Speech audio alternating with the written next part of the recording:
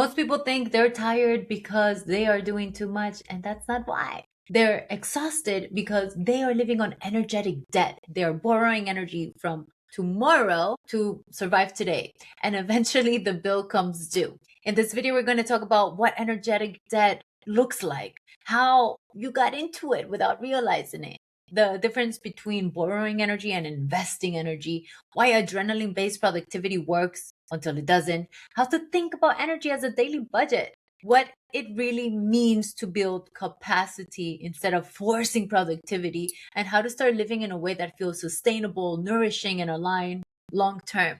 So, this is not about doing less for the sake of doing less. It's about exploring if perhaps now is the time to do things differently. If you look successful, and that's great if you are and you're capable and you're responsible, but there's also that quiet exhaustion inside. If you're burned out before and you just don't want to repeat that cycle, you love your work but you don't want it to cost you your health, your joy, or your relationships, and you're craving sustainability, not just momentum, I want you to walk away from this video having tools and practices that you can implement immediately to help you optimize how you're using your energy. So stay with me till the end. This matters to you because the way that you're using your energy right now is training your nervous system for the future you're going to live in, right? We are voting with your actions all the time and reinforcing our patterns and our habits by the actions that we are taking. So if you keep borrowing energy through pressure, urgency, adrenaline, and overdoing, your body will eventually protect itself. And when it does, it doesn't ask for permission. It just shows up as fatigue, like lack of creativity, anxiety, digestive issues, irritability, right? A sense of heaviness around things that you used to love, or just lack of desire to do things that make you happy. That is what energetic debt feels like. And let's zoom out for a moment. We live in a world right now, in a culture that has been rewarded for hustle, for urgency, for productivity that is just like spiking adrenaline. We are taught to manage time, but no one teaches us how to manage our energy, right? We're conditioned to believe that rest is earned and that slowing down is laziness and that worth is something that comes from output. So we keep pushing, we keep calling it discipline, but most of the time it's actually fear. And I want to ground this into something very real. Recently, I was working with a client. She's a mother. She's running a growing business that is thriving right now. She's focused. She's closing deals. She's deeply grateful. She loves what she's doing. And at the same time, she said something that I thought was really honest. She said, I know this can't last if I don't change how I'm doing it. What worked for us to get here doesn't necessarily work for where we're going.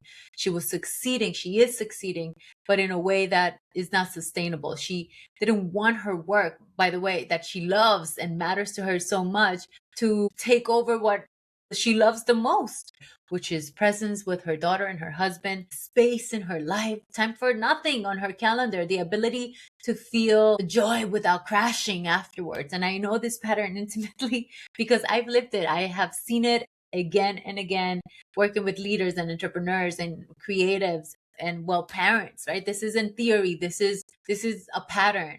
Here's a reframe that I want you to take. Energy is currency. Every day we have a body budget, an energetic budget. Just like money, you can spend it responsibly, you can borrow it, or you can invest it. Adrenaline is not energy, it's a loan, right? Tight schedules are overdrafts. Crashes are interest payments. If you're always tired, it's not because you're weak. It's because you've been borrowing your energy. So most people don't consciously choose energetic debt. It happens when you rush decisions, when you overpack your calendar, when you say yes, when your body is screaming no, when you are performing to sell in a way that feels inauthentic, when you prioritize urgencies over priorities, right? What actually matters to you. Borrowing energy can feel productive in the moment, but the cost just always shows up later. Borrowing energy, is something that we all have to do sometimes, and that's not bad. The issue is when we start to live there and it becomes the way that we live. That's what leads to burnout. I want you to think about energy ROI, right? Means that you start asking different questions. What's the return on my investment? Is this giving energy back or is it costing me more later? Energy investments are usually small and repeatable, nourishing, and unimpressive from the outside. They are 5-minute practices, or a walk in nature, or just a meaningful connection. It's finishing earlier than necessary. It's letting your body just learn to be okay with doing nothing, because that helps you build capacity. You want to work with your body to let it set the pace. You're training yourself to build capacity. Some of that is learning not to push. Consistency is a nervous system that feels safe enough to stay doing something for prolonged periods of time. Here's an important truth. Right now, you have a certain amount of capacity, right? That's just the reality. Imagine your daily energy like a big pie. And if you add something, which most of us just want to do more and be more productive, well, you got to think that something else has to give, something else has to come out. And that's not a punishment. That's you being responsible with your energy. And that doesn't necessarily mean that that is forever. There are seasons, right? Some seasons ask for focus, some seasons ask for rest, some seasons are for rebuilding. Your job is to choose consciously instead of continuously overdrafting unconsciously. This is something I want you to do. I want you to ask yourself, when you're 80 years old, how do I want to move through the world? Do I want to be hiking, dancing, traveling with my children? Do I want to be creating? What is something that you do today that can help you vote towards that habit that ideally you'll live unconsciously tomorrow? Energy ROI means that living now in service of the life that you want later.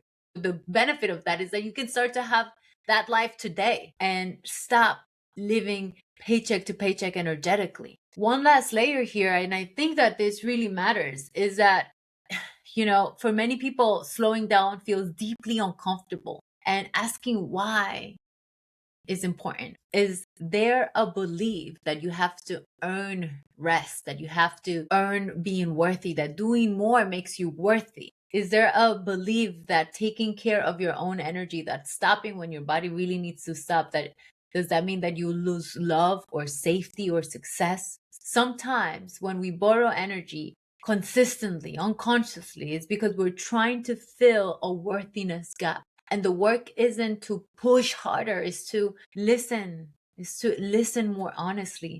So take some time for yourself. You want to think about that it's more about the energy that you create with, that the energy output, right? Sometimes you create amazing things when you were doing less, but simply because you show up with your full life force. So thinking about that is highly important.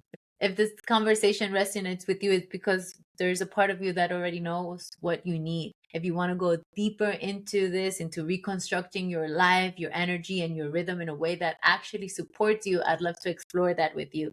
You can book a Soul Set intro call with me. It's a space where we look at what's draining you, what's nourishing you, and what's the change that you're ready to make. I've also linked the short Soul Set meditation below. It's a 7-minute practice that can help you with optimizing your energy. And please subscribe to this channel if this was helpful. Thank you.